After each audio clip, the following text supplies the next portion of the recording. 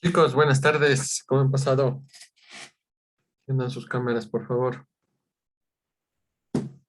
Pasamos una clase nueva, un tema nuevo desde el día de hoy.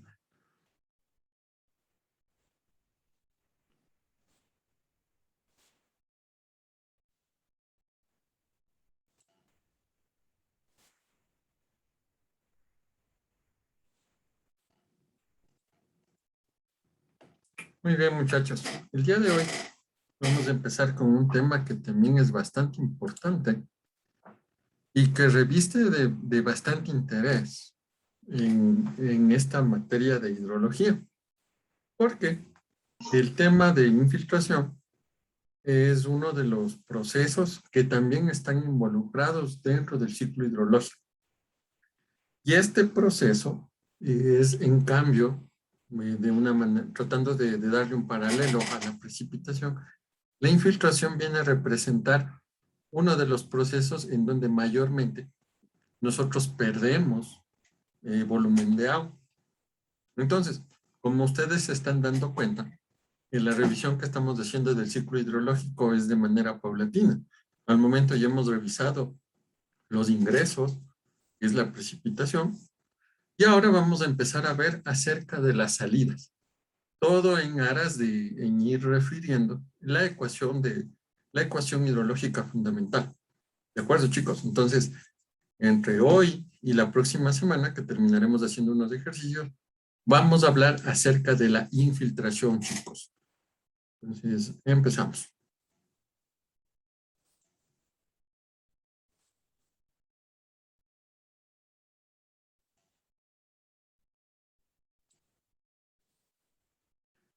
Listo, muchachos.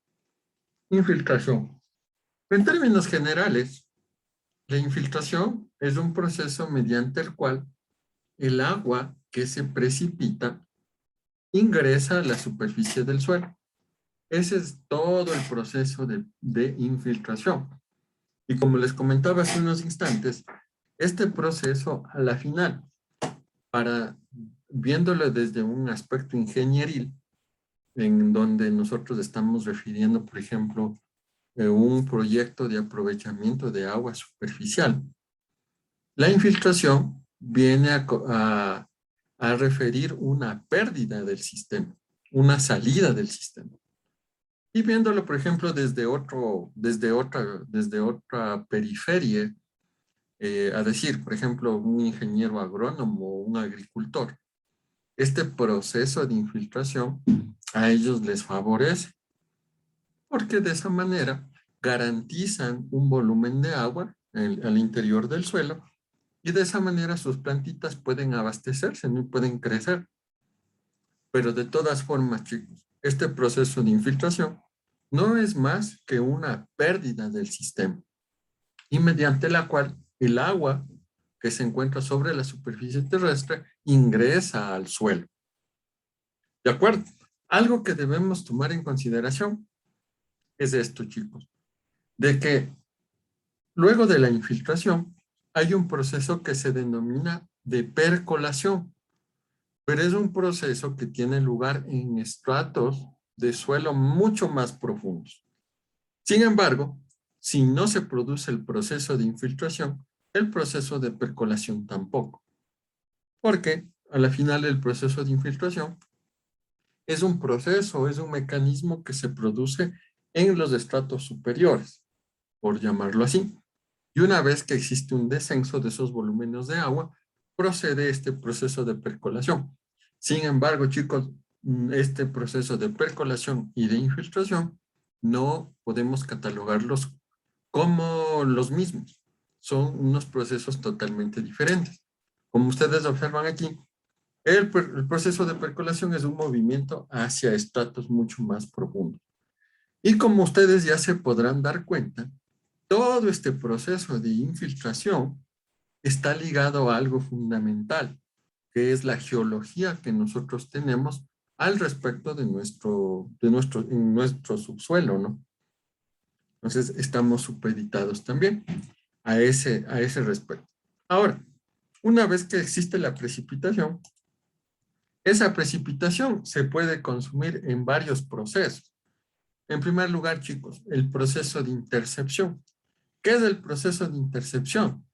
Este proceso no es más que cuando existe una precipitación, los volúmenes de agua, que no son unos volúmenes tan considerables, se quedan en las hojas de nuestras plantas, de nuestros árboles.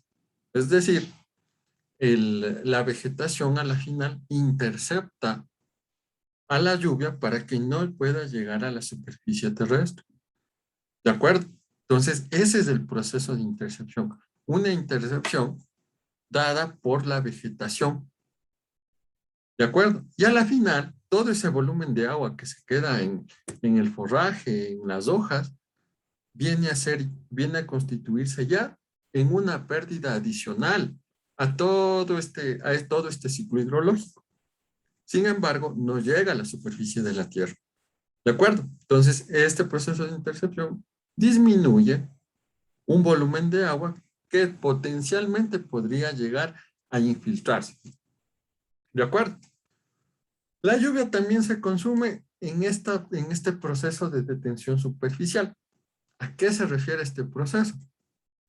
Este proceso de detención superficial es, por ejemplo, cuando existe una precipitación y en una canchita de fútbol, en una canchita de básquet, que no se ha realizado adecuadamente a tomarle el perfil, que sea totalmente horizontal, y nos quedan unos huequitos, ¿no? Entonces, esa detención superficial, a la final, llega a la superficie de esa cancha, de esa superficie, y es detenido también ese volumen de agua. Y posteriormente, ese volumen de agua se va a perder por efecto de otro de los procesos, que es el proceso de evaporación. Es de entenderse también que este proceso de detención superficial finalmente tampoco involucra una infiltración posterior. ¿De acuerdo, chicos? Entonces, este proceso de detención superficial es cuando se quedan encharcadas pequeños volúmenes de agua por pequeñas depresiones que tenemos dadas por nuestra topografía. Y también este proceso de detención superficial tiene lugar, por ejemplo, en cuerpos de agua que no tienen ninguna salida. Algún estanque, algún, algún reservorio, algún lago, alguna laguna. ¿De acuerdo, chicos? Entonces, este volumen de agua que es detenido no forma parte tampoco o es parte de ese volumen que potencialmente se puede infiltrar. ¿De acuerdo?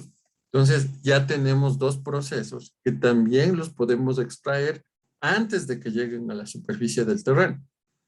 Posteriormente, y una vez que los volúmenes de agua han llegado a la superficie terrestre, ese volumen de agua se infiltra y genera una humedad en el suelo. Eso en primera instancia, chicos.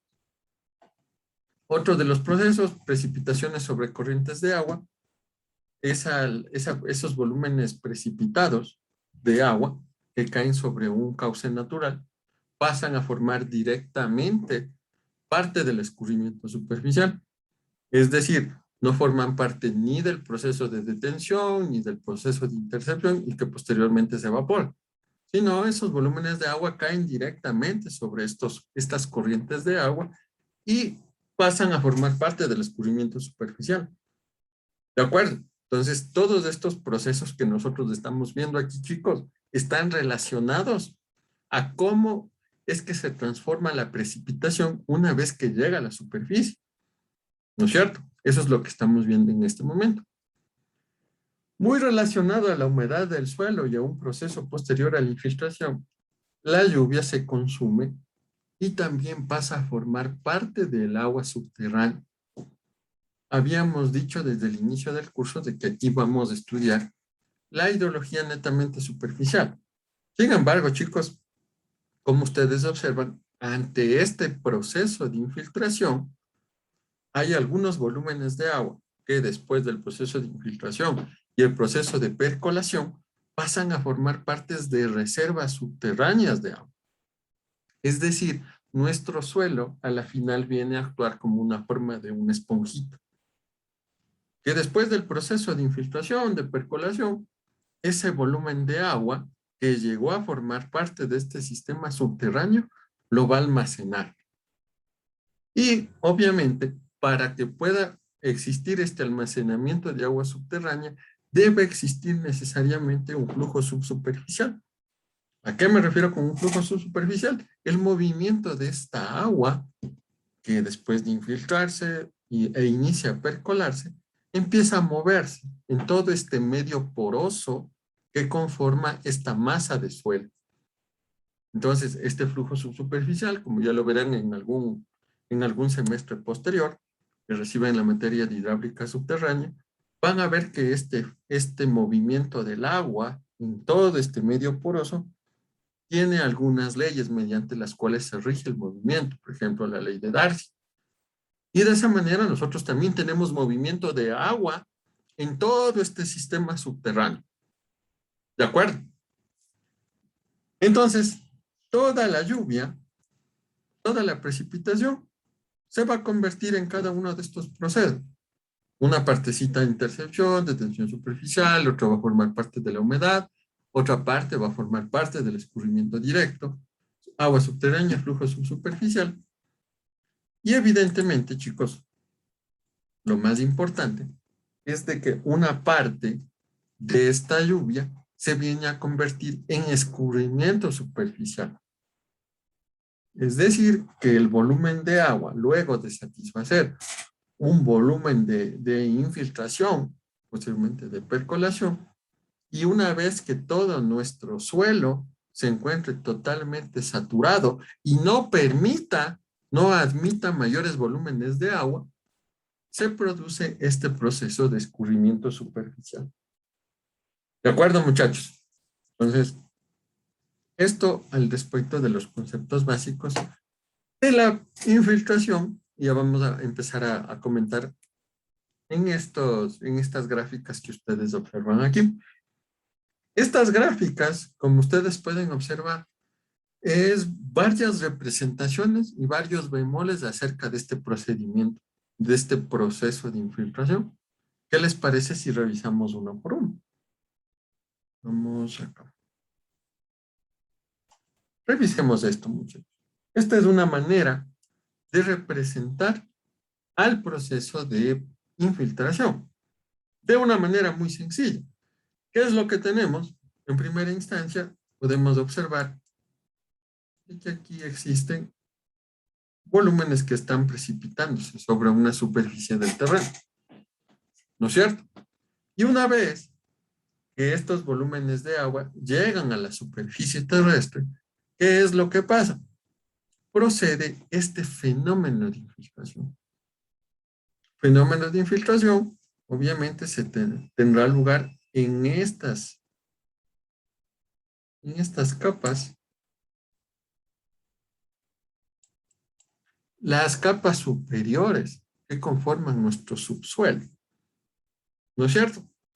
Una vez que se produce el proceso de infiltración, ahora sí tiene lugar el proceso de percolación, que es un proceso mediante el cual existe un transporte de los volúmenes de agua que se infiltraron hacia estratos más profundos. ¿A qué me refiero con estratos más profundos?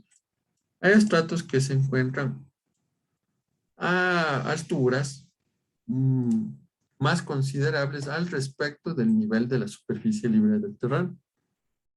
¿De acuerdo? Y una vez que se da por iniciado este proceso de percolación, existe este denominado interflujo o flujo subsuperficial, un movimiento de esta agua que se infiltró y que empieza a moverse en todo este medio poroso. ¿De acuerdo? ¿Qué otra cosa nosotros también podemos observar?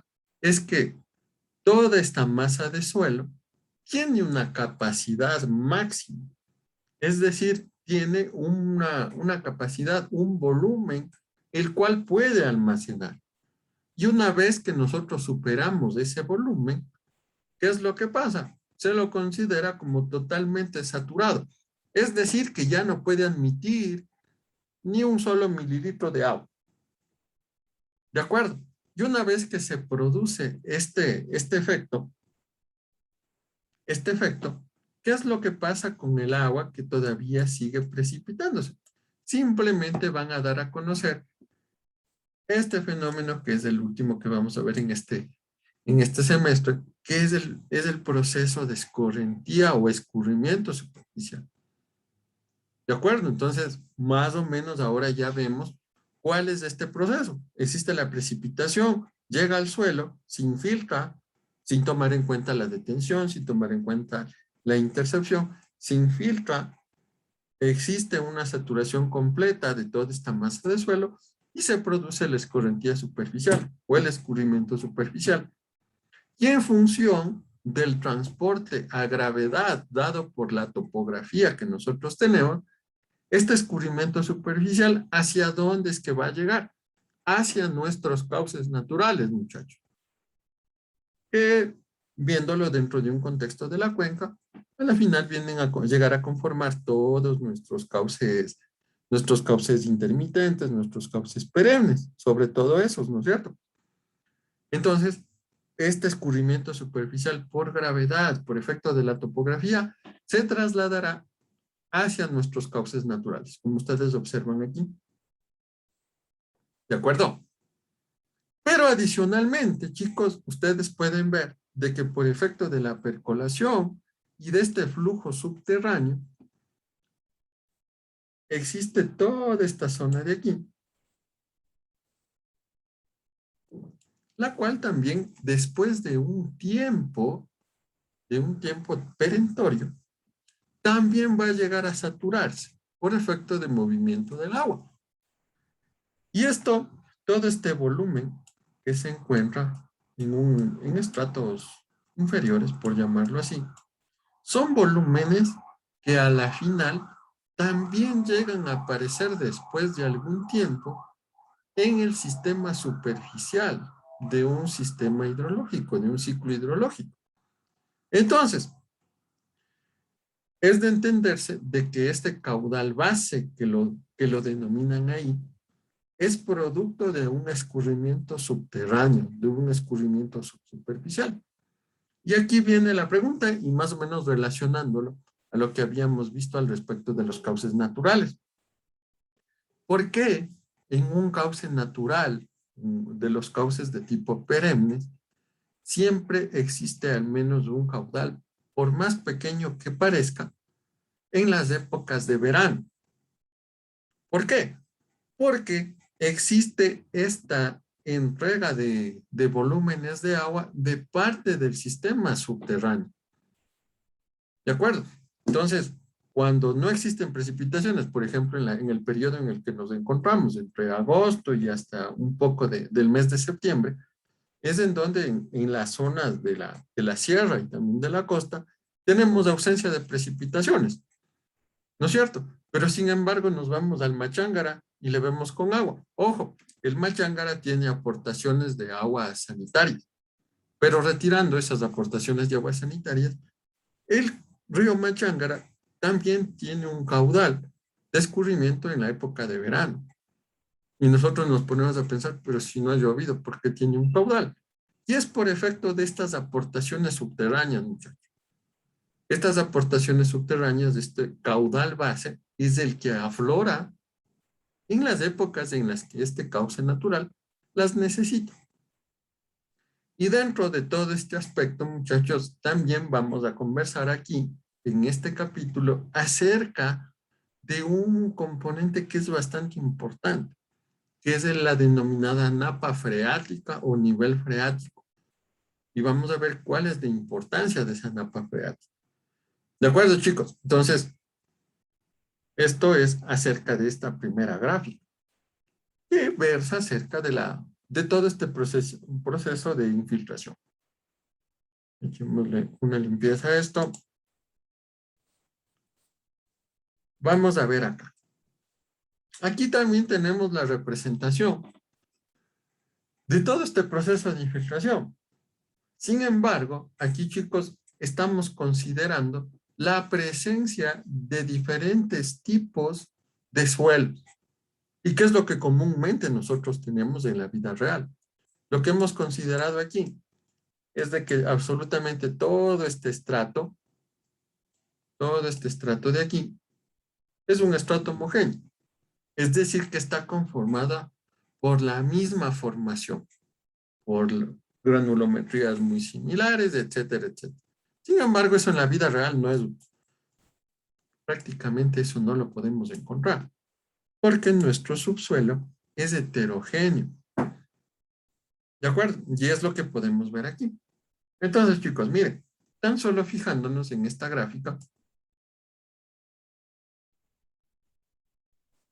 se representa el proceso de infiltración. Tenemos las precipitaciones por aquí, y en primera instancia, ¿qué es lo que muestra? Dice que tenemos en la capa superior, tenemos un suelo arenoso. Y ya tomaron mecánica de suelos, ¿no, chicos? Todavía no. Ahí estamos en curso, profe. Ah, entonces están filitos en mecánica de suelo. ¿Qué son los suelos arenosos, Mateo? ¿Cómo los describes? O sea, los suelos arenosos son los que, bueno, las partículas eran pequeñas, tenían cierto porcentaje que pasaba por un tamiz y bueno, así le reconozco yo, o sea, se clasifican como un suelo grueso. Correcto. Ma- Perfecto, Mateo. Esos son los suelos arenosos, finalmente, chicos. Son unos suelos que son conocidos como suelos gruesos. Y esa categoría de gruesos a nosotros nos da a conocer la granulometría. Como decía el Mateo, cuando hacemos la prueba de los tamices, para generar la curva granulométrica, establecemos qué porcentaje pasa de esa muestra y qué porcentaje se quedó en el tamiz.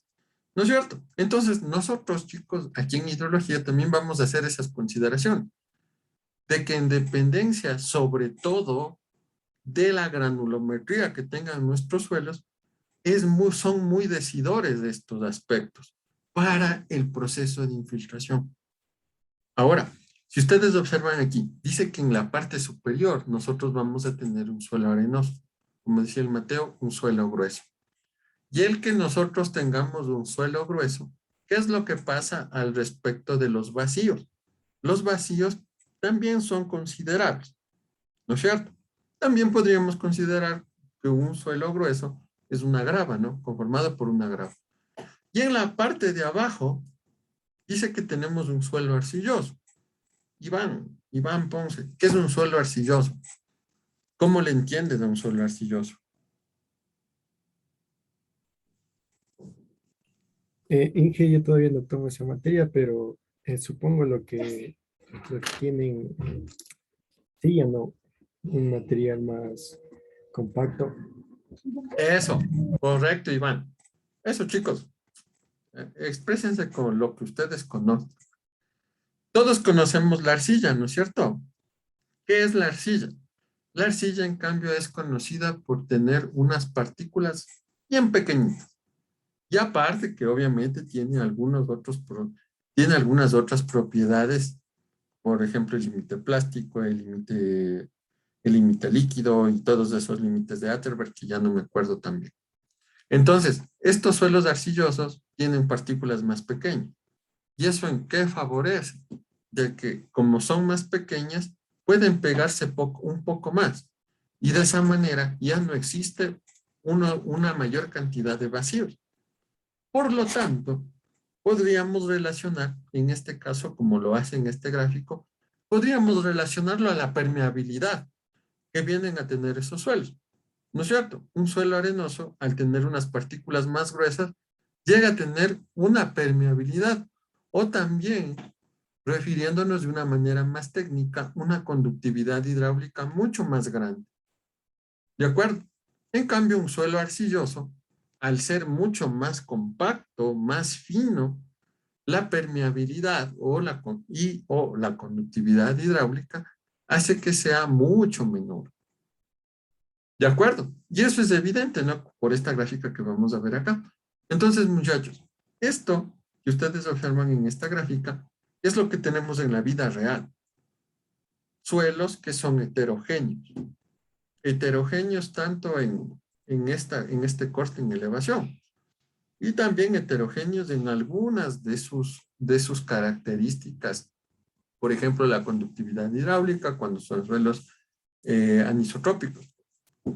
Eso ya lo han de ver en hidráulica subterránea. Entonces, chicos, como ustedes observan, aquí se está produciendo todo el fenómeno de la infiltración. Ingresa a este suelo arenoso. Una vez que se satura absolutamente, existe este proceso de escurrimiento superficial. Y aquí ya tenemos un interflujo, que eso nos da a conocer el movimiento hacia estratos inferiores. Y como ustedes pueden observar aquí, muchachos, aquí también se da a conocer la presencia de una roca basal o de una roca madre, que es una roca que generalmente se encuentra a algunos metros por debajo del suelo, en función de las formaciones que tengamos. ¿De acuerdo? Entonces, chicos, algo que ustedes deben observar aquí es de que una vez que estos volúmenes de agua se han transportado a niveles inferiores, una vez que llegan al nivel de esta roca base, de esta roca madre, no puede seguir sin filtrar. ¿Por qué? O no puede seguir moviéndose a un estrato inferior. ¿Por qué? Porque las rocas tienen una permeabilidad extremadamente pequeña. ¿De acuerdo? Son prácticamente impermeables y que de alguna manera se les puede asociar una permeabilidad de tipo secundario. Es cuando tienen algunas fisuras. Pero eso hablando en términos geotécnicos. Entonces, a partir de este estrato, que viene a ser un estrato impermeable, es que empieza este almacenamiento de agua. Y eso, muchachos, también ya lo verán en algún curso superior, es cuando se empiezan a dar a conocer y se forman los denominados acuíferos. ¿De acuerdo? Y todas las clasificaciones que tenemos. Ahora, pongámonos a pensar. Si nosotros tenemos dos estratos diferentes, uno, un suelo arenoso, carambas, un suelo arenoso en la parte superior y en la parte inferior un suelo arcilloso. El agua, así a simple inspección, el agua se transportará a la misma velocidad, ¿sí o no, chicos? ¿Qué dice Emily?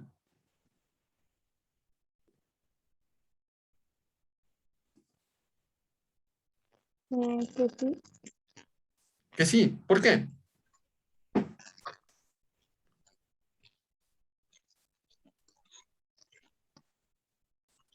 Mm,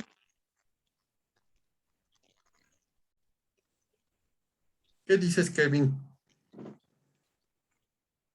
Teniendo estos dos estratos, el agua se transportará, se moverá a la misma velocidad, a una misma tasa. ¿Qué opinas? Emily dice que sí, que se transportarán a una misma velocidad. ¿Qué dices, Kevin? A mí me dijo, ¿verdad, profe? ¿Sí, Sí, no? sí, Kevin. Pues yo consideraría que no, ¿Por qué?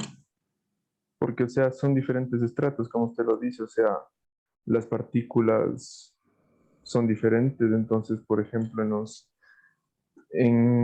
o sea, el agua pasaría diferente, porque, por ejemplo, en los suelos arcillosos, al ser más compacto, Ujú. sería más difícil que el agua, o sea, fluya de igual manera. Perfecto, Kevin. Muy bien. Es precisamente por eso, chicos. Ahora estamos viendo de que la infiltración y a la final el movimiento del agua está supeditado a las características que tenga el suelo. Y como ya vamos a ver, existen muchísimas clasificaciones que nosotros les podemos dar al suelo, como los que deben estar tomando suelos. Mateo, ¿qué clasificaciones de suelo existen? Mm, a ver, había en gruesos era grueso, arenoso y finos había limoso y no me acuerdo el otro. O sea, solo eran cuatro. O sea, gruesos finos y de ahí se subdividía. Ya, correcto. Entonces, esa es una clasificación por la granulometría, ¿no es cierto? Hay varias clasificaciones, por ejemplo, la clasificación SUC. Esa deben estar viendo en la materia de suelos. Entonces, chicos, cada una podemos clasificarles a los suelos de diferentes maneras. Pero aquí en hidrología, como ya lo vamos a ver la próxima semana, vamos a tener 4 categorías de suelos. De suelos en donde va a mandar sobre todo el tipo de partículas de los que están conformados estos suelos. ¿De acuerdo, chicos? Entonces, como ya lo dijo Kevin, o sea, es por simple inspección. Si un suelo arcilloso es mucho más compacto, ¿qué pasa con el movimiento del agua? Es mucho más difícil de que el agua se empiece a mover, ¿no es cierto? En cambio, en un suelo arenoso, al tener unas partículas más gruesas, tiene unos vacíos un poco más grandes y el agua se puede transportar, se puede mover con mucha más facilidad. ¿De acuerdo? Y para eso veamos este gráfico de aquí. Y que eso, por ejemplo, en Facebook hay varios experimentos que se realizan, ¿no? Miren, aquí tenemos una gráfica que nos muestra la variación de la infiltración por la textura que tenga el suelo. Chicos, siempre que hablemos de textura del suelo, estaremos relacionando al tamaño de las partículas que tenga y consiguientemente el tamaño de las partículas está relacionado a la granulometría. No se olviden. Entonces, miren, aquí tenemos de manera exagerada unas partículas de arena. Aquí unas partículas de limo y aquí tenemos unas partículas de arcilla. En orden descendente por tamaño de partícula, se encuentran ubicados en este sentido. Entonces, es muy evidente, ¿no? Que tomamos unas tinas con cada uno de estas muestras de suelo, arena, limo y arcilla, y es evidente el poder observar en dónde es que se va a mover el agua con una mayor facilidad. Y como ustedes observan, obviamente, con mucha mayor facilidad, se transportará aquí en una arena, porque los granos son mucho más grandes. Y todos estos vacíos le dan mucha mayor facilidad para que el agua se pueda mover. En cambio, en los limos son ya un poco más compactos. Y el agua ya no se mueve con tanta facilidad. Y peor todavía en una arcilla. Entonces, como ustedes ven, chicos, la infiltración también está supeditada a la textura que tiene el suelo, a las características que tenemos en el suelo. ¿Qué podemos decir de aquí? Tan solo observando estas 3 gráficas. Que una arena tiene una mayor capacidad de permitir infiltración. ¿Al respecto de qué? Al respecto de una arcilla, por ejemplo. ¿Qué es lo que se observa aquí? Que tenemos un mismo volumen de agua y sin embargo, en la arena, la mayor cantidad de esa agua precipitada ha ingresado acá. ¿No es cierto? Sin embargo, acá en la arcilla, vemos de que tan solo una partecita ha podido ingresar a infiltrarse dentro de esta masa de suelo, de esta arcilla. ¿Y el resto qué pasó? El resto no puede formar parte del suelo. ¿Qué es lo que está pasando? Que esta porción de suelo ya lo está rechazando. Y ese rechazo, por ejemplo, todo esto que se encuentra por aquí, todo este volumen de aquí, dentro del ciclo hidrológico, chicos, a la final viene a representar ¿qué? Viene a representar ya el escurrimiento superficial. ¿De acuerdo? ¿Por qué? Porque ya la masa de suelo se saturó de una manera, en este caso, de una manera mucho más rápida al respecto de una arena, por ejemplo. ¿De acuerdo? Entonces ahora ya vemos la importancia también de conocer las características y sobre todo la textura del suelo. Vamos a ver por acá. Aquí tenemos también establecido el proceso de infiltración, pero para diferentes condiciones en la superficie del terreno. En la parte izquierda, ustedes pueden observar de que en esta parte de aquí, cómo está caracterizada la cobertura vegetal o el uso del suelo que tenemos sobre esa parte de la superficie. Podemos ver de que tenemos árboles, tenemos una cobertura vegetal aceptable, ¿no es cierto? Sin embargo, en la parte derecha, en la margen derecha de este río, ¿qué es lo que tenemos? Ya no tenemos una cobertura vegetal tan importante, porque solo tenemos la presencia de estos arbolitos y de estos arbustos de aquí. Y el resto del área ya está conformado ¿por qué? ¿Por qué tipo de áreas? Por áreas que están relacionadas a zonas urbanas. ¿Qué es lo que tenemos allí? Tenemos una vía y aquí tenemos un edificio. Un edificio que tiene cara de fábrica, algo así. Pero es una zona urbana. ¿Cuál es la diferencia que existe entre la margen izquierda y la margen derecha, muchachos? En que toda esta capa inicial en donde se va a generar va a existir el inicio de la infiltración, tiene diferentes condiciones, ¿no es cierto? ¿Qué es lo que podemos decir? De que en el lado derecho, en esta parte de aquí, la condición de impermeabilidad de la superficie es mucho más alta al respecto de la impermeabilidad. ¿No es cierto? ¿Por qué? Porque tenemos zonas que muy seguramente esta vía estará cubierta por un pavimento de tipo flexible. Aquí tenemos hormigón, tenemos las veredas que también serán de hormigón, etcétera, etcétera. Entonces, prácticamente en esta zona, vamos a ponerle un nombre de zona urbana, ¿qué características tiene? ¿Y qué es lo que va a pasar cuando exista una precipitación? Cuando existe una precipitación, es como cuando está lloviendo y nos ponemos un impermeable, ¿no? Nos ponemos el impermeable, ¿y qué es lo que pasa con la precipitación? La precipitación toca el impermeable y empieza a escurrirse por nuestro impermeable, por nuestro rompevientos. ¿No es cierto? Lo mismo pasa aquí.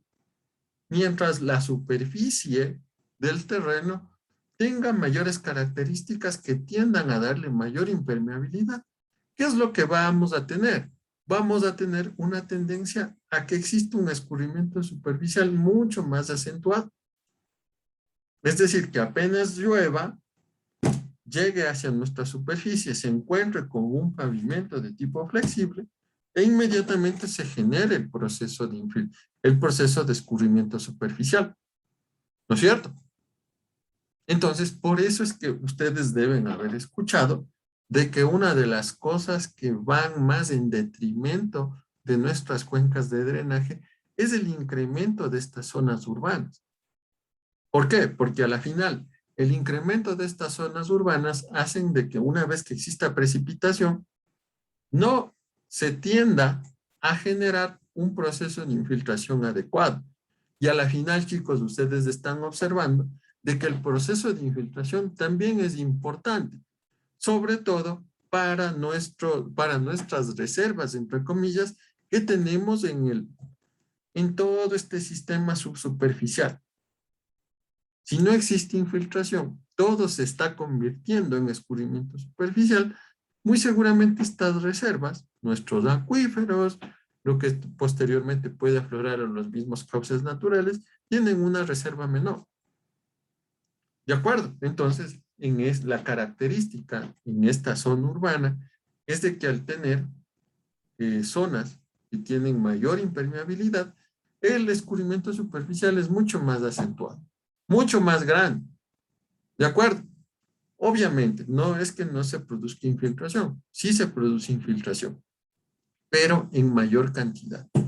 Y obviamente si la infiltración es mucho más pequeña, el proceso de percolación y también de almacenamiento en el sistema subterráneo también será de menor magnitud.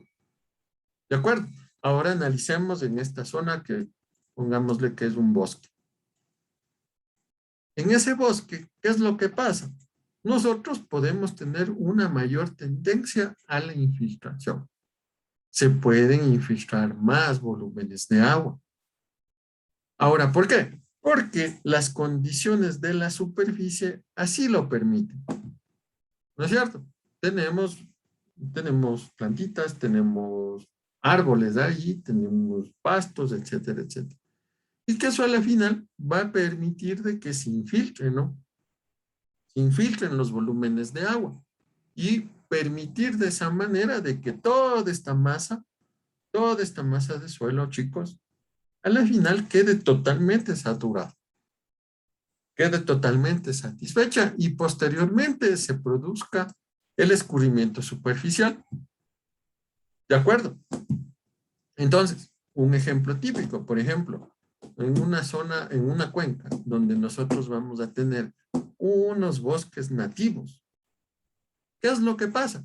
El proceso de infiltración es bastante importante.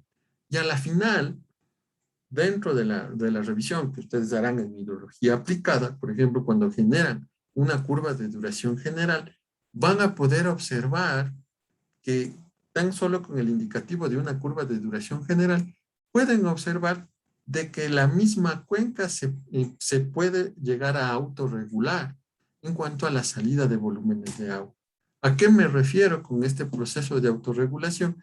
Es de que estos volúmenes que se infiltran y forman parte del sistema subterráneo, a la final y en un tiempo mucho más prolongado, pueden llegar a formar parte del escurrimiento superficial en los cauces naturales.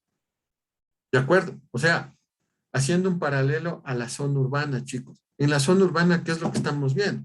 Es como cuando nuestra mamá nos manda a baldear el patio. Entonces vamos con el deja y el balde, ¿no? Y botamos y le pasamos la escoba y ya está. ¿Qué es lo que pasó con toda esa agua de ahí?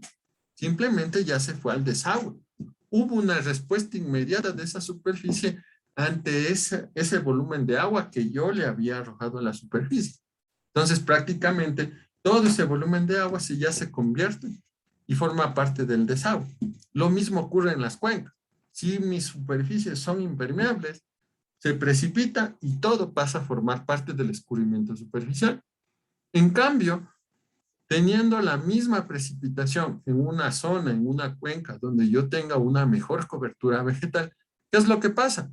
Un volumen de esa precipitación pasa a infiltrarse, pero eso a la final, hablando en términos macro, en términos generales, a un mayor largo plazo, ese volumen de agua de alguna manera va a llegar a aflorar a nuestros cauces naturales.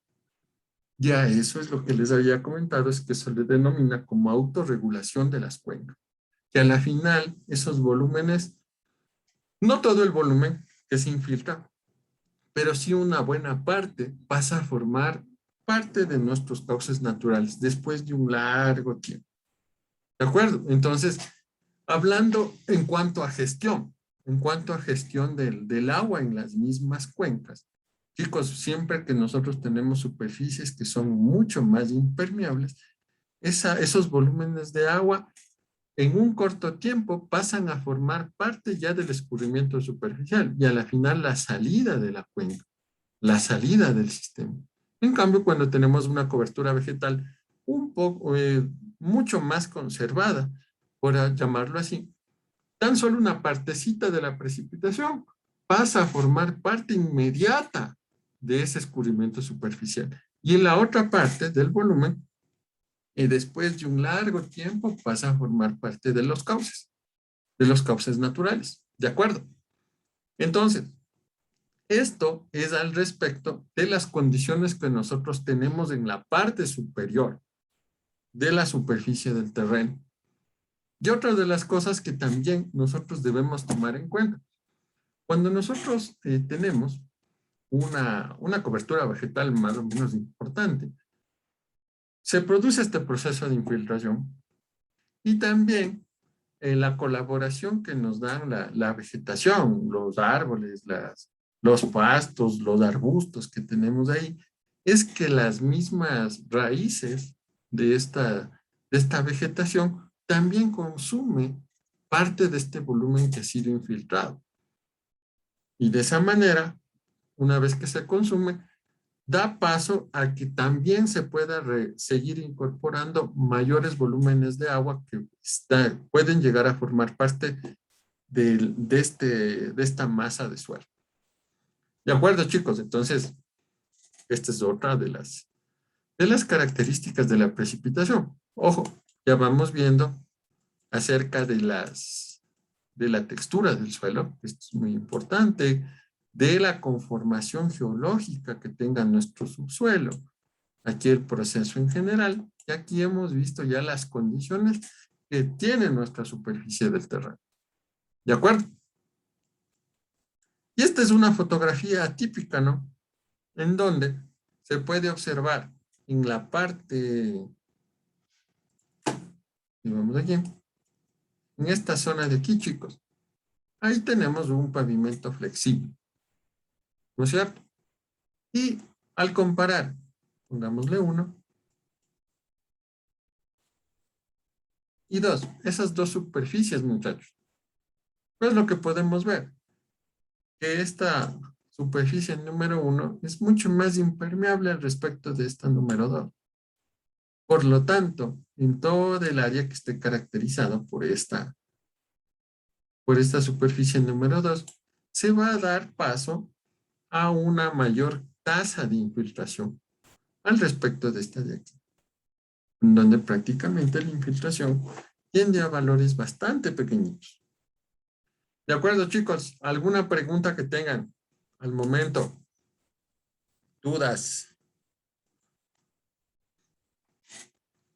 Bueno, seguimos, muchachos.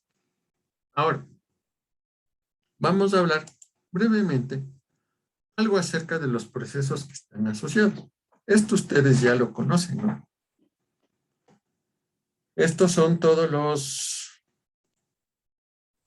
un esquema de ciclo hidrológico.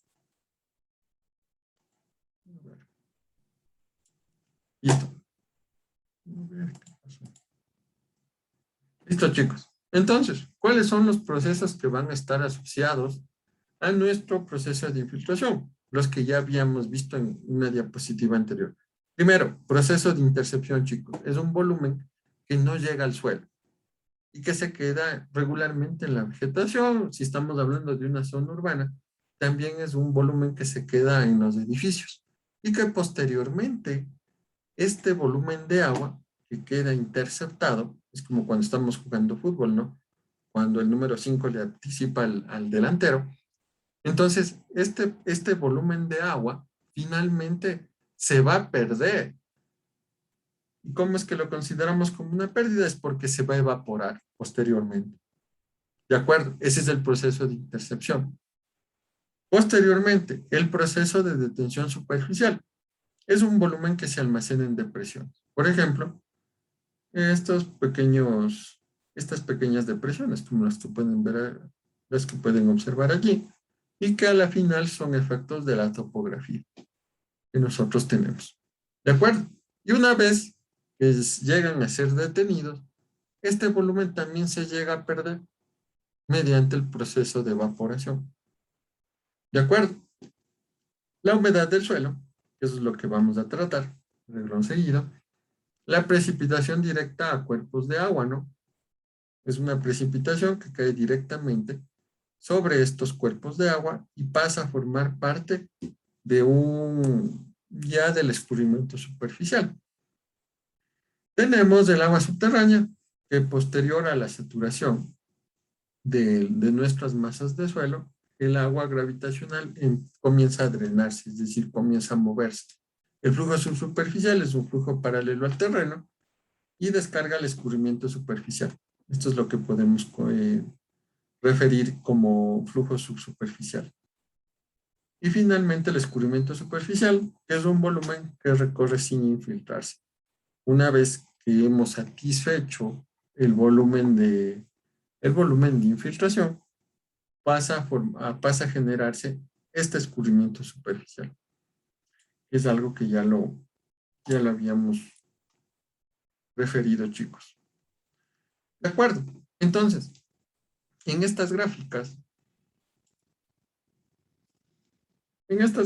de aquí, podemos ver con un poco más de detalle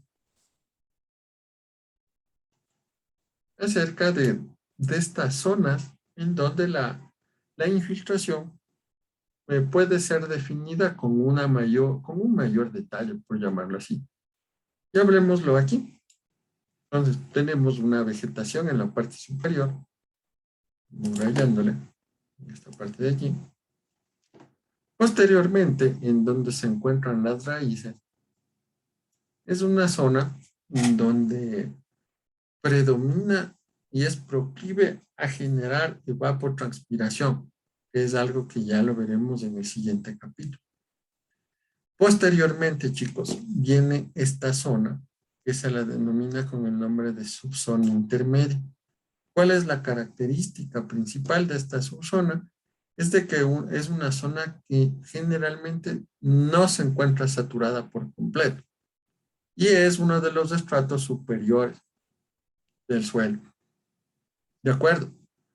Bajo esta zona intermedia o esta zona no saturada, nosotros tenemos la presencia de esto, del denominado nivel freático. ¿De acuerdo? Y aquí existe una denominada franja capilar. ¿Qué es lo importante que nosotros vamos a notar de aquí, muchachos? Es de que la presencia, la ubicación de a la final de esta línea, que nosotros la vamos a denominar como nivel freático o napa freática, es la que va a dividir la zona del suelo que se encuentra en la parte superior entre la zona saturada, que es la que se encuentra en la parte inferior, y la zona no saturada. ¿De acuerdo? Entonces, chicos, es importante que nosotros observemos la presencia de este nivel freático. Por ejemplo, ¿quién vive en la costa, chicos? ¿Quién del curso? ¿O nadie vive en la costa? ¿Nadie? Es raro que entre tantos chicos nadie vive en la costa.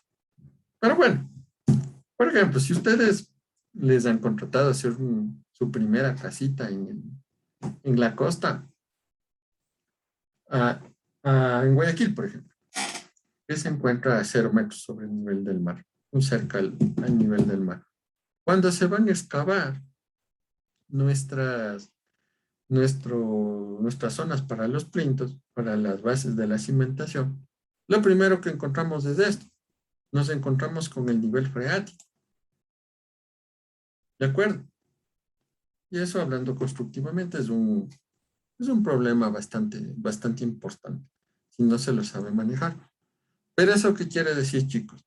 Que bajo este nivel, del nivel freático, absolutamente todos los estratos van a estar saturados. ¿De acuerdo? Van a tener presencia de agua. Listo. Entonces, vamos a ver acá. Y toda esta zona saturada llega hasta los niveles en donde nosotros podemos encontrar rocas, cuya característica principal es de que estas rocas vienen a ser de tipo, las podríamos catalogar como rocas de tipo impermeable. ¿De acuerdo, chicos? Entonces, ¿qué es lo importante de esto? De que el suelo, nosotros lo vamos a catalogar en cuanto se refiere a la humedad del mismo, en que existe una zona no saturada que se ubica en la parte superior. Tenemos la presencia del nivel freático y tenemos la zona saturada, que se encontrará siempre por debajo del nivel freático. Y esta zona saturada, evidentemente, llegará hasta que nos encontremos con un nivel en donde se encuentra una roca de tipo impermeable, una roca basal. ¿De acuerdo, chicos? Entonces, esto como primera cosa. Vamos a ver en esta parte de aquí. Veamos estas gráficas. Miren, vamos por el de abajo. Aquí se puede observar con bastante claridad ¿Cuál es la división de la zona no saturada y la zona saturada? ¿De acuerdo? Y este nivel freático. Ahora, chicos, este nivel freático a la final viene a representar, entre comillas, el nivel de, no lo podríamos, algo muy parecido al nivel de superficie libre, como el que nosotros tenemos en los canales, donde se muestra el espejo de agua. ¿No es cierto? Pero esto, ojo, está al interior de un medio poroso, nada más.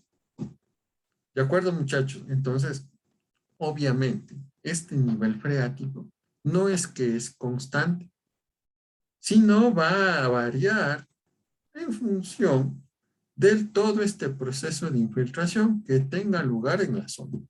¿A qué me refiero? De que si este nivel freático, como el que ustedes observan aquí, que es el que estoy marcando con color rojo, este nivel freático puede llegar a descender. Y este descenso de esta napa freática puede ser, por ejemplo, producto de que no existan precipitaciones. No existan precipitaciones en la zona. Y que a la final, esas precipitaciones son las que representan esta recarga. ¿No es cierto? ¿Por qué? Porque este nivel freático, a la final, chicos, como ustedes pueden observar en este río de acá, este nivel freático alimenta a este cauce natural. Y a la final, como aquí tenemos un volumen de agua, en las épocas donde no existen precipitaciones, ¿qué es lo que va a pasar? Este volumen de agua tiene que empezar a salir a este río efluente, a este cauce natural. Y por lo tanto, si existe una salida de volúmenes de agua hacia la superficie, ¿qué es lo que pasa con el nivel freático? Empieza a descender, ¿no es cierto? Y sobre todo si no existe una recarga. ¿De acuerdo, muchachos? Entonces, el nivel freático varía en cuanto a su ubicación, en dependencia de cómo se esté generando la recarga de este nivel freático.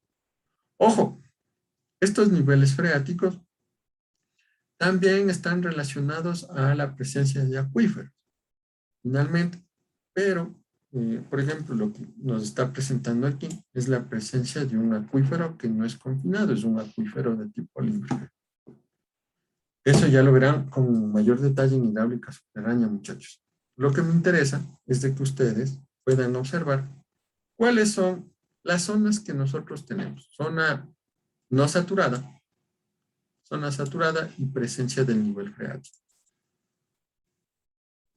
Listo, chicos. Ahora empecemos a hablar acerca de la humedad del suelo. Entonces, un volumen de agua que se infiltra y antes de alcanzar el nivel freático, ahora ya la conocemos, a la final que se encontrará, este volumen que se encuentra al interior de la zona no saturada, puede ser removida del suelo. ¿No es cierto? Es decir, aquí mismo tenemos. Todo lo que se encuentra en esta zona no saturada puede ser removida del suelo. ¿Mediante qué? Mediante la absorción que tengan las raíces de las plantas y también por un proceso de evaporación. ¿De acuerdo, chicos? Entonces, la humedad del suelo identifica dos zonas, zona saturada y la zona no saturada. Una de las características de la zona no saturada, aparte de que podemos decir que se encuentra por debajo de la napa freática, es un volumen un volumen de suelo, en donde los vacíos que se tienen, haciendo referencia a esta gráfica de aquí, estos vacíos ahora se encuentran llenos de agua. A eso lo vamos a considerar como la zona saturada. ¿De acuerdo? Entonces vamos acá. Entonces, todo el volumen de vacíos ahora se va a encontrar lleno de agua. Todos los poros se van a encontrar llenos de agua y por eso es que se llama zona saturada. Algo que me estaba olvidando, muchachos.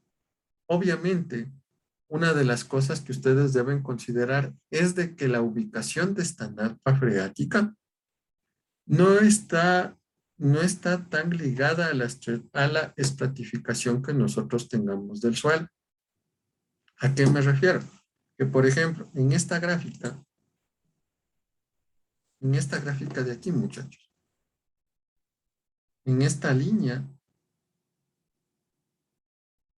se encuentra ubicado el contacto entre el estrato superior y el estrato inferior, en donde este estrato de acá, que se encuentra con color medio gris, este de aquí, tiene unas características diferentes a la que tendría el estrato que se encuentra en la parte de abajo.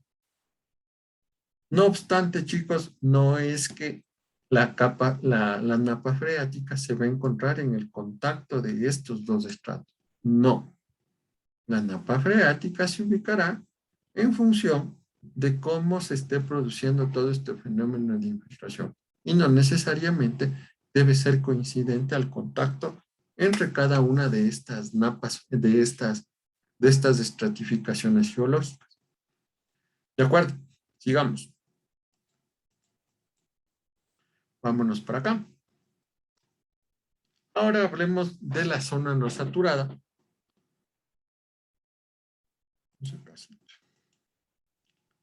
Listo. Una zona no saturada o parcialmente saturada es cuando los poros, los espacios que tenemos entre las partículas, en algunas cantidades van a estar ocupados por agua, pero no del todo. En otras oportunidades, en otro porcentaje, va a estar ocupado por aire. ¿De acuerdo? Esa es una de las características de esta zona no saturada. Esto ya vamos a conocer que dentro de la zona no saturada se produce esta humedad higroscópica. ¿Y qué es una humedad? Que se adhiere a las superficies de las partículas del suelo. Esta humedad higroscópica es si nosotros llegamos a tener una partícula, es una capita de agua que se adhiere al contorno. A eso nosotros lo consideramos como humedad higroscópica. Y que a la final viene a ser una forma de humedad. También tenemos la humedad capilar. Vemos esto, que es un volumen muy pequeño que asciende por este efecto de capilaridad y que es aprovechado por las plantas, por las raíces. Recuerden de que la capilaridad es una de las características del agua que permitían tener un pequeño ascenso. Lo mismo tenemos aquí. Y tenemos la humedad gravitacional, muchachos. Y que a la final, esta humedad gravitacional es un volumen de agua que asocia un movimiento vertical hacia la zona saturada. A la final, la humedad gravitacional es la que refiere un mayor volumen al respecto de las otras dos, de la capilar y de la higroscópica. Sin embargo, en todos estos sitios, ya sea alrededor de las partículas de manera higroscópica, esta humedad capilar y esta humedad gravitacional generan toda la humedad que nosotros tenemos presente en el suelo. De acuerdo, aquí tenemos una gráfica, ¿no? La humedad gravitacional es cuando el suelo se encuentra saturado al 100%. ¿De acuerdo? Y es por eso que esta humedad gravitacional es mucho más, mejor dicho, se produce en la zona, en el contacto, mientras más nos acercamos a la zona saturada. La zona más próxima al contacto con la napa freática y la zona no saturada es en donde tenemos humedad gravitacional y el suelo se encuentra saturado, tratando de obtener las mismas propiedades de la zona saturada. Un poco más arriba, nosotros tenemos la humedad capilar. Y aquí debemos considerar estos conceptos. El concepto de capacidad de campo, el concepto de punto de marchitez y este coeficiente higroscópico. Y también este concepto de suelo reseco o humedad cero. Como ustedes pueden observar aquí, chicos, existe un mayor contenido de humedad, una mayor presencia de volumen de agua acá. Acá tenemos un 100%. Y acá en la humedad higroscópica, un porcentaje de humedad mucho más pequeño, del 0%, en descenso en este sentido. Ya hablaremos acerca de la capacidad de campo del punto de Marchitez también, que son unos parámetros bastante importantes. Sigamos.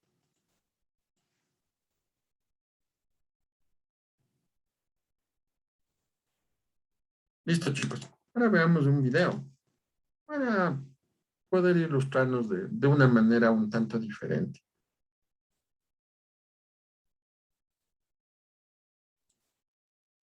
Listo, chicos. Retención de humedad. El agua en el suelo.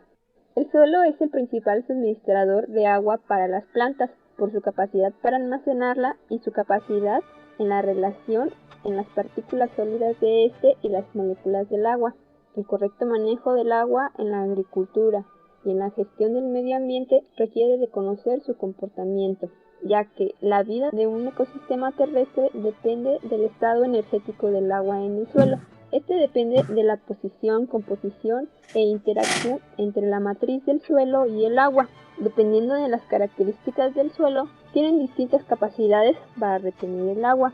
La retención de la humedad en el suelo tiene una relación directa con la capacidad de las plantas para remover una porción de agua en el suelo. Esta clasificación está relacionada con la energía que las raíces de las plantas deben ejercer para absorber el agua. El punto de Marchitez es cuando el agua está retenida por las partículas del suelo y la planta no puede aprovechar la misma. La capacidad de campo se expresa cuando un suelo tiene buen drenaje. ¿Y cómo se mueve el agua dentro de los horizontes del perfil? Esta tiene una influencia por la gravedad, la acción capilar y por los gradientes de la temperatura. La influencia de la gravedad opera cuando el agua es abundante y los poros del suelo están casi todos ocupados por el agua. En cambio, cuando se ve influenciado por un gradiente de la temperatura, requiere de un flujo de aire expresado en vapor de agua. Como es de fácil comprensión, cuando se encuentra influenciado por la gravedad, la pendiente también tiene una relación directa. El movimiento capilar del agua en el perfil es respuesta a un gradiente de tensión entre la atracción de las moléculas del agua y las partículas del suelo. El contenido de humedad del suelo está definido tanto por las propiedades del suelo como por las de las plantas. Hay una relación.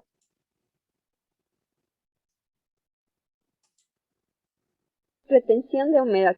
El agua en el A ver, tenemos problemas técnicos. retención de suelo que se relaciona depende de importantes a considerar. Varía en principio el marchitamiento, retendrá el agua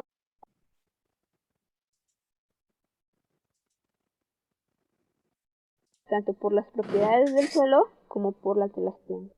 Hay una relación entre el contenido de humedad del suelo y la sección mátrica. Esta última es la tensión de humedad del suelo. En un suelo completamente saturado con agua es nula. En un arenoso con poros grandes perderá mucha deshumedad a secciones bajas o moderadas. Y en un arcilloso con partículas finas y poros pequeños retendrá el agua con mayor fuerza capilar. Un incremento en la sección mátrica está asociado con una disminución en el contenido de humedad del suelo. El agua aprovechable es la humedad del suelo entre el punto de marchitamiento y la capacidad de campo. La cantidad de agua por aplicar en un suelo al punto de marchitamiento para alcanzar la capacidad de campo se llama capacidad de agua aprovechable y varía en primer lugar con la textura del suelo. Al aumentar la arcilla en el suelo se incrementará la capacidad de retención de agua, tanto al punto de marchitamiento como para la capacidad de campo. Tres conceptos importantes a considerar cuando hablamos de retención de humedad en el suelo son infiltración, percolación y la permeabilidad del suelo. Infiltración es la penetración del agua en el suelo y depende de la textura, estructura, cantidad de materia orgánica. Bueno, chicos, sigamos. ¿Alguna pregunta que tengan hasta aquí, muchachos? Para empezar ya con estas características acerca de los parámetros característicos de infiltración. Que esto es un poco más, ¿cómo les digo? Es un poco más plausible estos conceptos que vamos a ver a continuación. Entonces, vamos a ver los parámetros característicos de la infiltración. En primer lugar, vamos a poder observar que los suelos tienen una capacidad de infiltración y a su vez van a tener una velocidad de infiltración. Entonces, chicos, uno de los primeros errores en los que se suele incurrir es que nosotros digamos de que la capacidad de la infiltración es igual a la velocidad de la infiltración. Totalmente falso.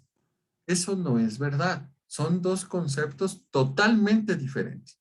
Entonces veamos de qué se trata esta capacidad y esta velocidad de infiltración. Entonces, en primer lugar, la capacidad de infiltración, como ustedes pueden leer ahí, es la tasa de infiltración. Es la capacidad máxima con que un suelo puede absorber agua. Las unidades en milímetros por hora, relacionándolo de que efecto de o mejor dicho, la infiltración es un efecto de una eventual precipitación que se pudiese generar. De acuerdo, ¿qué debemos considerar aquí? De que dentro de la capacidad de infiltración, nosotros debemos definir la presencia de un exceso de esta capacidad de infiltración. ¿De acuerdo? Entonces, solo si existe un exceso de lluvia, entonces, o mejor dicho, solo si existe un exceso, alguien quiere ingresar a clase, Ricardo Martínez. Ya, solo si el exceso de lluvia es mayor o es igual a 0, podemos decir de que existe un sobrante de precipitación, por llamarlo así. Ya hemos de realizar un ejercicio acerca de esta capacidad de infiltración. Entonces, a la final, chicos, la capacidad de infiltración es la capacidad máxima de que un suelo puede llegar a absorber relacionándolo a un intervalo de tiempo. En cambio, este concepto de velocidad de infiltración es la velocidad media con la que esa agua que ha sido infiltrada se mueve a través del suelo, a través de la masa de suelo.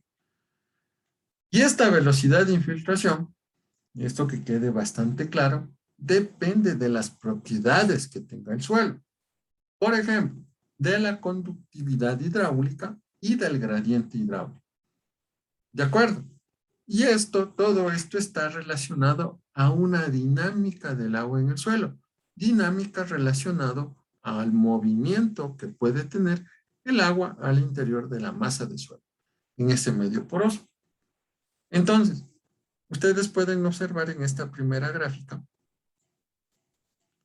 en esta gráfica de aquí, cómo es que varía, por ejemplo, uno de estos parámetros, del parámetro de permeabilidad, en una masa de suelo al respecto del tiempo. En un tiempo inicial, en un tiempo bastante cortito, por ejemplo aquí, ¿dónde está? Por ejemplo aquí, chicos, ¿qué es un suelo en cuanto a permeabilidad que tiene? Tiene en este caso una permeabilidad, en este caso bastante alta.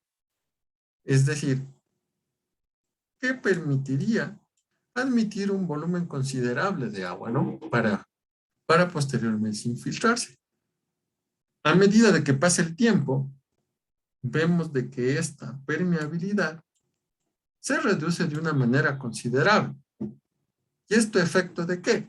De que esta capacidad de infiltración, esta capacidad que tiene la masa de suelo para poder acoger un volumen de agua, producto de la infiltración, prácticamente está perdiendo su capacidad. ¿No es cierto? Si hacemos un paralelo como de una cubetita de agua, que esa sea la capacidad total de infiltración, ¿qué es lo que pasa si yo abro la llave y empiezo a llenar esa cubeta de agua? A medida de que pase el tiempo, yo tengo un menor volumen disponible para poder llenar esa cubeta de agua. Algo muy similar, nosotros podemos hacer, por ejemplo, un paralelo al respecto de la permeabilidad del suelo y sus diferentes variaciones al respecto del tiempo. ¿De acuerdo? Ahora, esto al respecto de la capacidad de infiltración, esta permeabilidad versus tiempo. Y aquí nosotros podemos observar una gráfica que es fundamental de que nosotros la podamos analizar, ¿no? En la parte izquierda, en esta parte de aquí, chicos, nosotros tenemos una muestra de suelo en donde lo que predomina son arenas. Y en la parte derecha podemos observar una muestra de suelo en donde predominan las arcillas. ¿No es cierto? ¿Qué es lo que podemos ver, chicos? Opinen de estas dos gráficas. En primer lugar, lo que ustedes pueden observar ahí es cómo es que el agua ha generado y ha ido descendiendo, ingresando a un estrato inferior. Y cada una de estas curvitas de aquí viene a representar, en este caso, desde el tiempo 0 hasta 15 minutos en esta porción de suelo, ha llegado hasta 30 centímetros. Y en 24 horas ya pudo llegar hasta 1,80 m. En cambio, al respecto de esta otra masa de suelo, que es una masa de arcilla, podemos observar de que en 4 horas recién ha llegado a 60 centímetros el movimiento del agua. Y para llegar a 1,80 m, prácticamente le ha tomado 2 días en poder moverse el agua. Y a eso, chicos, nosotros le denominamos como el proceso del movimiento del agua, finalmente, ¿no? La velocidad con la que el agua se está moviendo con este movimiento de tipo vertical, de manera predominante. Entonces, ¿cuál es la referencia que nosotros podemos obtener de este gráfico, ¿no? De que esta velocidad con la que se está moviendo el agua de manera vertical hacia estratos más profundos, depende en gran parte de esto, de las características del suelo. ¿No es cierto? Habíamos dicho de que en el caso de que tengamos una característica de suelo de materiales gruesos, que es el caso número 1, el agua en este caso va a tener una mayor velocidad, va a tener una mayor libertad para poder moverse. Y en cambio acá, cuando tenemos una arcilla, ¿qué es lo que podemos ver?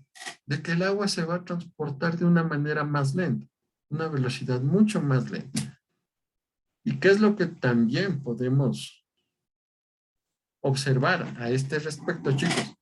De que mirando el ancho que tienen esta distribución bidimensional, el ancho que tiene una mayor predominancia en este eje vertical, ¿no es cierto? En cambio, en esta otra muestra de suelo, vemos de que también existe un movimiento del agua en este sentido. Y también en este otro sentido. ¿De acuerdo? Entonces, esta gráfica nos permite observar acerca del movimiento del agua en dependencia de su conformación. ¿De acuerdo, muchachos? ¿Alguna pregunta? Tengan inquietudes. Bueno, seguimos. Ahora, ¿cómo es que vamos a medir la infiltración? Existen varios métodos como para poder medir la infiltración. Pero uno de los aparatos clásicos, de los instrumentales clásicos, es este denominado infiltrómetro del doble anillo. ¿En qué consiste? No es más que es este aparato que está conformado por dos anillos, un anillo interior y un anillo externo, mediante el cual en el anillo interior tiene todas las facilidades como para poder colocar un lignímetro. Un lignímetro o también denominado como una regla, ¿no? Una regla de graduación, perdón. Entonces, este infiltrómetro de doble anillo tiene las siguientes características. En primer lugar, necesita de que de alguna manera se simule una lluvia a la final, un agua por dispersión para simular la lluvia. Es una de las cosas que se necesitan para poder de alguna manera recrear el fenómeno de infiltración de la precipitación y posteriormente pasar a la infiltración. El anillo externo nos sirve para evitar de que la infiltración lateral, este movimiento del agua, sea representativo.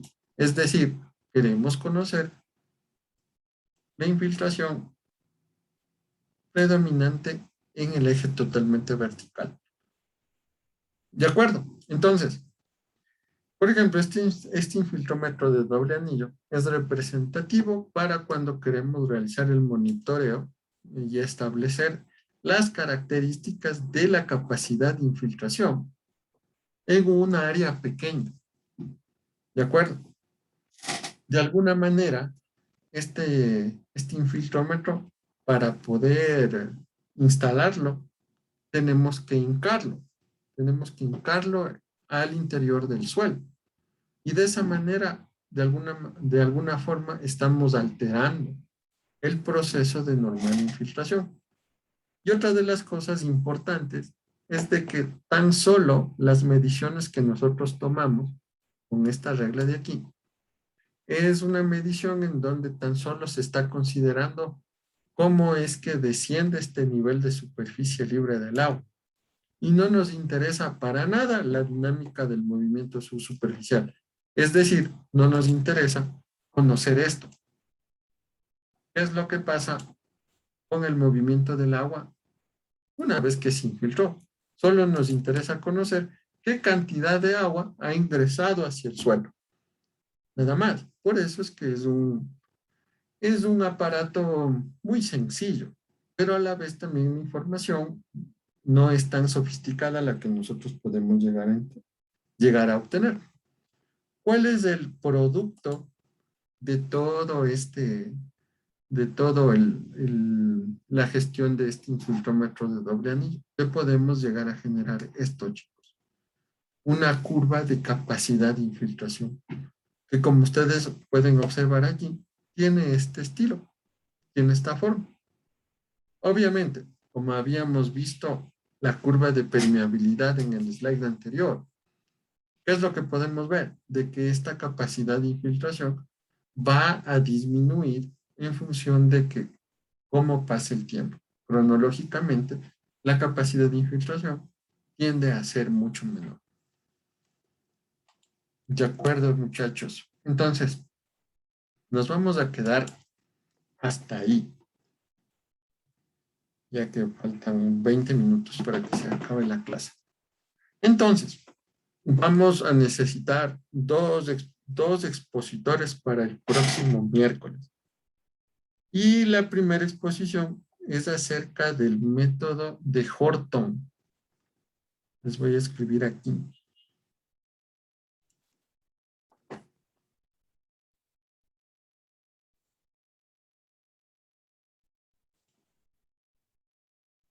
Les escribo aquí, chicos. La primera exposición y primera consulta es acerca del método de Horton para infiltración. Y la segunda consulta es acerca del método de Green-Up.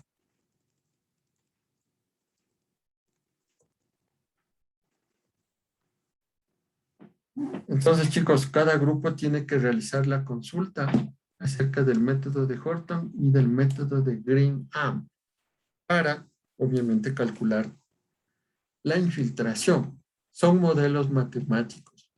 el método de Green Up un poco más complejo al respecto del método de Horton. ¿De acuerdo, chicos? Entonces, estos temas, ustedes lo pueden encontrar en la bibliografía que les había entregado al inicio del curso, y adicionalmente también les voy a hacer llegar unos documentos para que puedan tener como fuente de información. Y necesitamos de expositores, chicos. ¿Quién se ofrece? Ya. ¿Quién dijo, chicos? A Santiago. Listo, Santiago, gracias. Método de Horton. Santiago. Horton. Dale culito, profe, con el método de Green Up. Gracias, Isaac. Listo, chicos. En lo posible, traten de traer un ejercicio para poder desarrollarlo aquí en clase. Listo, muchachos. ¿Alguna pregunta? Obviamente no se olviden, ¿no? Tienen que hacer la consulta a todos los grupos y entregarlo el día miércoles, antes de iniciar clase. Ya saben, por favor, le entregan a CISA. Listo, chicos. ¿Preguntas, inquietudes, quejas?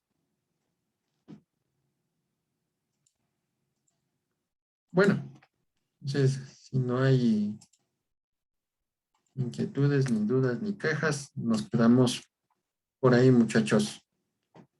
Nos vemos el próximo miércoles. Cuídense mucho, pórtense bien, buen fin de semana. Chau. Hasta luego, profe.